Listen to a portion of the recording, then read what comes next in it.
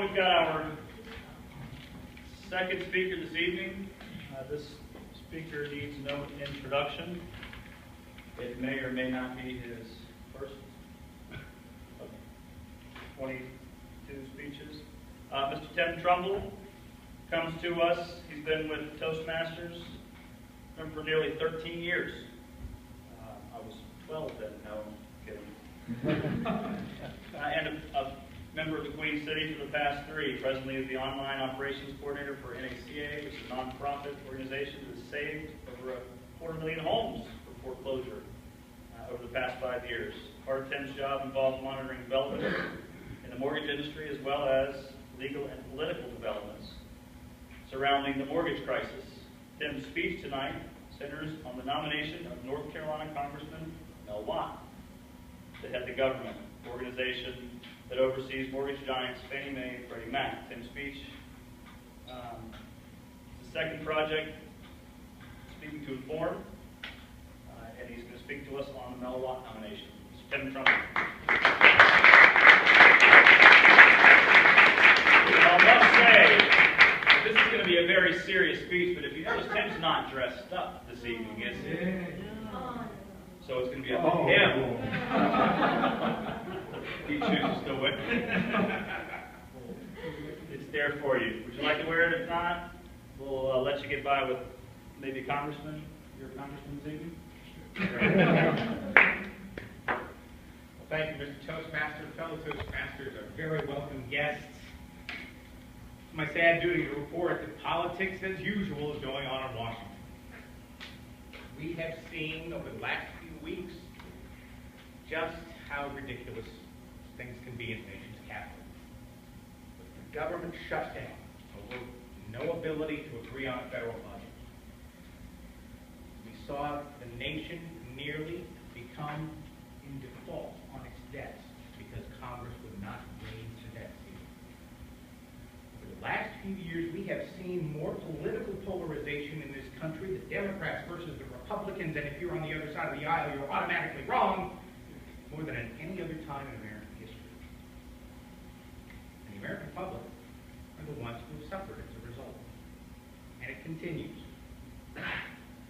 especially when it comes to American homeowners. As many of you know, 12th District Congressman Mel Watt has been nominated to head up the Federal Housing Finance Authority. That is the federal government organization that is responsible for Fannie Mae and Freddie Mac. Now, you've heard those two names through the news as this mortgage crisis has gone along over the last 5 to 6 years. You may not know exactly what those organizations are. Legally, they are independent companies. They are not government organizations. They're government-backed. They are government-sponsored. The government rushed in to rescue them during the mortgage crisis. But they are mortgage investors. They are the ones who actually put up the money that the bank lends you to buy a home.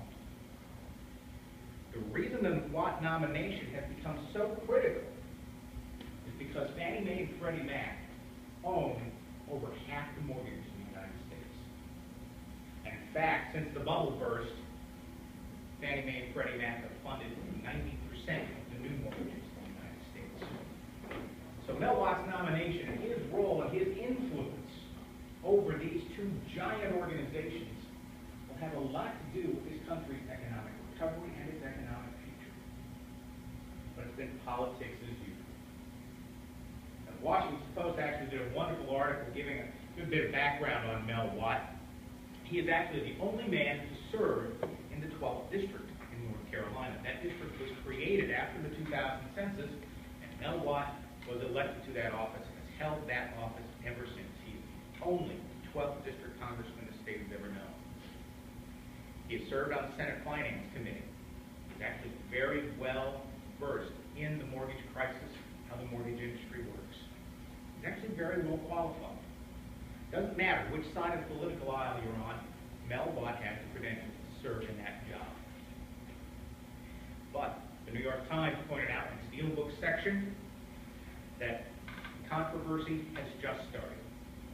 And it's simply the same old game. It's politics as usual. Watt is a Democrat. The Republicans are going to fight.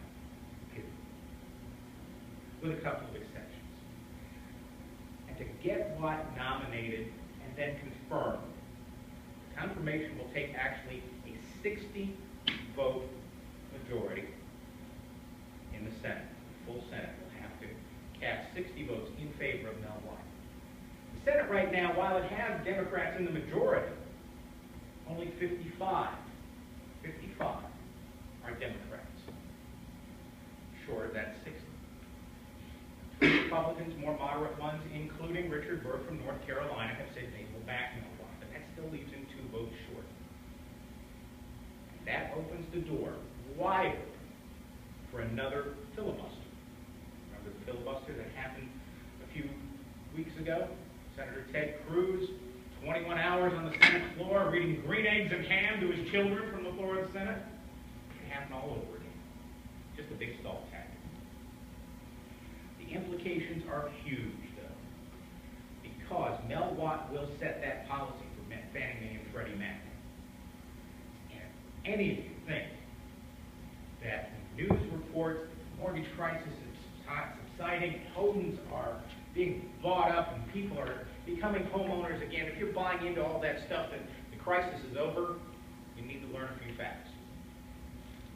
And in fact, it was American Banker magazine that pointed out that as of right now, there are still 400,000 homes in this country that are either seriously past due or in some state of foreclosure. Based on the sheer statistics, that means at least 200,000 of them are Fannie Mae and Freddie Mac mortgages. One of the biggest issues being dealt with is whether or not Fannie Mae and Freddie Mac will do principal reductions as part of mortgage modifications. That's where my job comes in. Our organization has, as the Toastmaster knows, we saved over 250,000 homes over the last 5 years. Many of those homes, with private investors, have received principal reductions. Those who have been severely underwater have actually had part of their principal balance written off as a means of making that mortgage affordable, preventing the foreclosure that becomes a lose-lose situation for everybody, including the bank.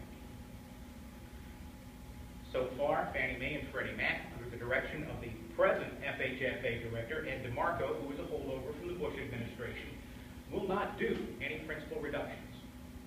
And that makes it much harder for homeowners who are struggling to save their home to get a reasonable modification, to get that payment down to an affordable level, to get back on track and do what they want to do, pay for their home. Mel Watt wants to come in and change that policy. He wants to initiate those principal reductions. Furthermore, Mel Watt wants to make changes in the structure of Fannie Mae and Freddie Mac. There's lots of talk about simply dissolving those organizations, which in practical terms isn't simply going to happen, because no matter what, those mortgages are still going to be out there for the next 30 to 40 years. So there's going to have to be some sort of government-backed organization owning these loans and managing them. Mel Watt wants to come in, and even if Fannie Mae and Freddie Mac are dissolved, he wants to make sure that a new platform is created that will make it possible for these homeowners to keep their homes, and then also for new homeowners to finally move into that home of their dreams and build their own financial stability. It's politics as usual. The Senate hopefully will vote later this week to confirm Mel Watt, but politics are still out there. The filibuster may happen. We're going to have to watch the news all week long just to see what's going to happen if Mel Watt will get that confirmation, or if it's going to become just another Washington soap opera. Mr. Toastmasters.